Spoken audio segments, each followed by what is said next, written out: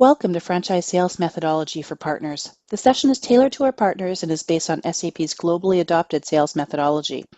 This provides a set of tools for partner sales executives to use as a guide for selling SAP software, and it mirrors and coordinates sales efforts between partners and SAP sales teams to ensure alignment and clarity at any stage in a sales cycle. Here's today's agenda. By the end of this session, you should come away with 3 things. 1, what is FSM and why is it important? Number 2, a look at the sales process overview, the breakout of sales phases, and the required proof points, as well as criteria for deal qualification. Number 3, additional resources and where to get access to more information. Why FSM? In a rear view look at the business, we see 3 concerning trends. 1, currently there's a trend of low deal conversion, and this is even more evident in the cloud business. 2, over 60% of deals have ended up slipped or discontinued. And 3, we see a large number of deals with no change or movement in more than 90 days. These stalled deals are less likely to close the longer they're stalled. We all have a finite amount of resources to assign to deals, and these stalled, lost, and discontinued deals all translates to a high cost of sale.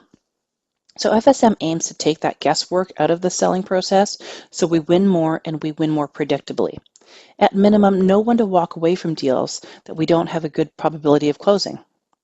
This is simple math. If you have 10% chance of closing a deal, you need 10 times that pipeline to achieve your target.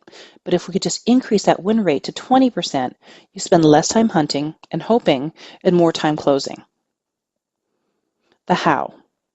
FSM helps sales align the right resources to the right deals where we have the best chance of winning. Customers are predictable. It doesn't seem so when each sale is described as a snowflake with no two alike, but the customer behavior itself is predictable. So if we can systematically approach each stage, we are more likely to see a predictable outcome. FSM also helps you know where you are in the sales cycle at any one time. Therefore, you know what needs to happen to move the sales cycle along or uninstall a deal. It provides clear entry and exit points at every milestone and what it'll take for your customer to agree to the next phase. You won't have to wonder why a customer has gone quiet. What, or more importantly, what is it not? This is not intended to replace your own methodologies. Some partners have their own sales methodologies and processes, and this is in no way a requirement to follow FSM. It is, however, important and critical that all sales methodology has basic agreed-upon checkpoints for validation. What it is. It's an effective sales execution process. It's a compilation of best-in-class methodologies that SAP has been using and leveraging for years, including customer-centric selling, design thinking, basho, spin selling, and many others.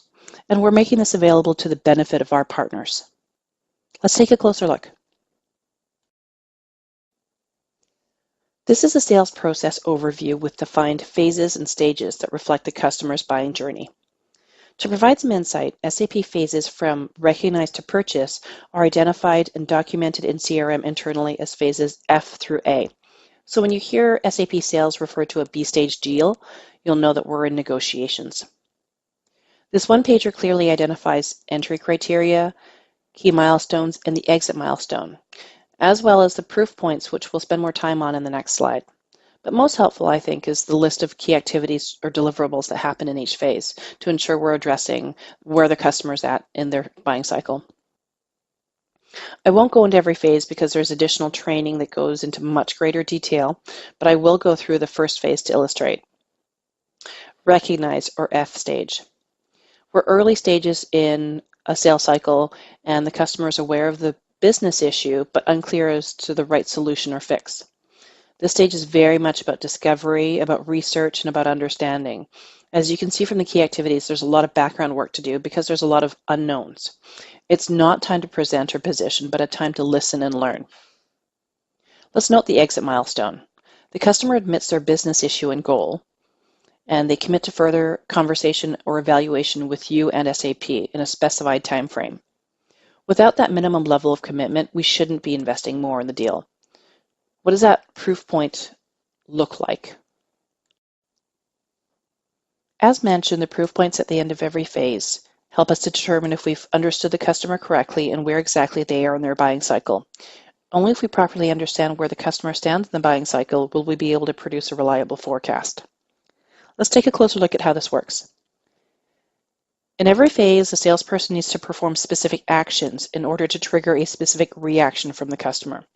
Once the customers confirm that A, we understand their situation correctly, and B, they agree and commit to proceeding with you and SAP via the proof points, we can be sure that the customer really is in the phase that we assumed they were. And by involving the customer in developing the proof points, we make sure they're committed to finding a solution. Lack of that customer involvement or response indicates that they're not really committed or we're not the vendor of choice. Either way, it's our signal to be careful when adding additional resources to the deal. The proof point concept supports two major goals. One, a more reliable and accurate forecast, and two, and more importantly, we have validation that we understand the customer and the customer's business. Again, your action triggers the customer's reaction, which results in a proof point, written proof where the customer confirms at the end of every phase. These proof points also serve as validation points for SAP. If you have a deal in phase C, SAP will confirm that you've received confirmation of a mutual action plan. SAP Sales Management validates the same proof points in internal deal reviews and forecast calls. Here's a description of the proof points at each phase. This may seem arduous and overly formal, especially in the latter stages of a sales cycle. Most sales executives feel a verbal agreement is sufficient for forecasting, but this is critical in continuing to hold our customers accountable. It also helps to identify any red flags or concerns. Customers are not likely to agree in writing without articulating their concerns too. Let's take a look at some of the sample communications. This is a sample confirmation communication. The description of confirmation communication is that the customer confirms their goals, needs, and business issues, and then commits to further conversation or evaluation with the partner within a specified time frame. The customer needs to respond to this communication. That is the proof point. This is intended for that first point of contact after a meaningful discovery call. Individuals probably have been tasked to do the initial research. They may not have influence or authority. In this example, the first point of contact is the director of IT. It's really important after that first call, and it shows great diligence that we respond and summarize and show we heard what they said, and also set the stage for next steps. And here's a sample champion communication. Champion communication is an email in which the champion confirms their goals, needs, and business issues, and then commits to further evaluation with a partner in a specified time frame. The only difference between confirmation communication and champion communication is the audience.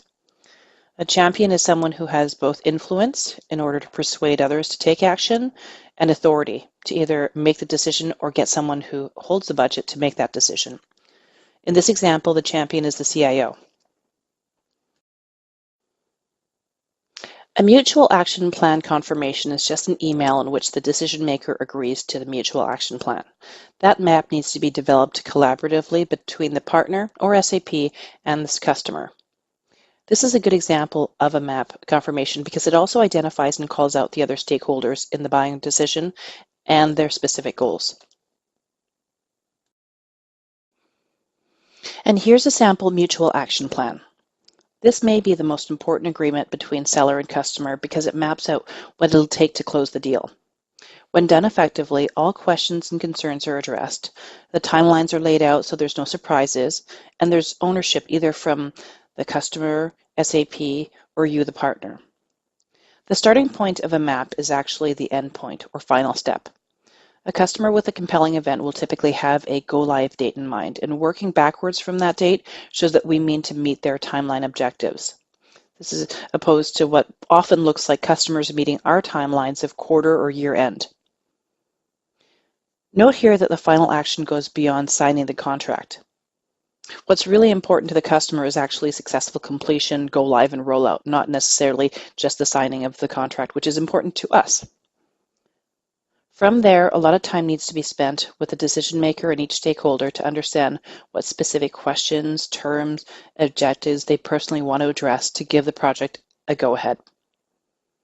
These actions fall under certain categories. There's stakeholder-related, technical evaluation, buying process, And finally, value and funding related. There's also key attributes to a very successful and strong mutual action plan. Activities need to be prescriptive and well-defined. There has to be clear deliverables and ownership of each item. The timelines have to be realistic. And all of this has to be agreed upon by the decision maker. Finally, and most importantly, this has to be a living document. This isn't a document that is agreed upon by both parties and then set aside. This is what gets updated and corrected and reviewed on a weekly, if not more frequent basis, every time more actions are accomplished. This next section will cover deal qualification. What is deal qualification? SAP's deal qualification process is based on a standard set of 8 qualification criteria. These criteria were created within FSM to help determine if a deal is worth pursuing. Most salespeople agree on the importance of deal qualification, but in reality, we see this aspect of sales execution is typically the most poorly addressed. Deal qualification includes the initial deal qualification, ongoing deal qualification and deal reviews and forecasting, as well as the deal disqualification. The more time spent early on in discovery and qualification, the more likely the deal will close. To qualify the deals in a standardized way, we leverage 8 criteria, which allows to determine an overall deal score. These 8 criteria and score are used in the qualification decision and then throughout the sales cycle. The criteria were designed from hundreds of interviews with sales, and they're used globally in SAP. The 8 criteria you see are organized into 2 groups, the engagement plan and the value story. The engagement plan. This helps us to understand the situation in the account, then manage alignment within the account, and make sure the right support is engaged. This includes the stakeholder strategy, competition, partners and ecosystem, and in this case, it would be SAP and ecosystem alignment, and finally funding. The value story. This helps us assess the end-to-end value story, building the business case and ROI by bringing together customer challenges and value drivers. This includes the compelling event, customer challenges, business drivers, and solution differentiators. Scoring and interpretation. Each criteria can be scored as weak, moderate, or strong depending on the level of risk associated with the criteria or the level of confidence we have in the information. The color coding is somewhat self-explanatory. Red or weak means that we have little or no information and we need to spend a lot more time in this area. Yellow or moderate indicates limited information or that the information hasn't been validated. And green or strong scores show that we have a clear understanding and the information is being validated by the customer. This also shows that risks have been mitigated. Depending on the range of the overall score, a color code is associated to it. For red scores, we recommend requalification or disqualification. For yellow scores, the deal should stay at E or move to D. And for green, it can progress to D or even C. Here's the assessment criteria for each question to help you score your deal and identify areas of risk. Input this information early in the deal to see what we know and what we don't know yet, so we're clear what needs attention. Expect early on not to have a lot of the answers. Know where we need to focus. No deal should move beyond C phase without every criteria being strongly met. The results should be shared with SAP sales teams so you can collaborate on ways to address the risk. Note again that the SAP sales teams go through the same deal scoring criteria as part of deal qualification and forecast reviews. We've touched on some topics at a very high level today, and each of these subjects warrants a much deeper dive. There's a great amount of resources and training available, and I highly encourage you to follow these links to review the content in full. There's in-depth training and additional documentation to support you with adopting FSM and deal qualification.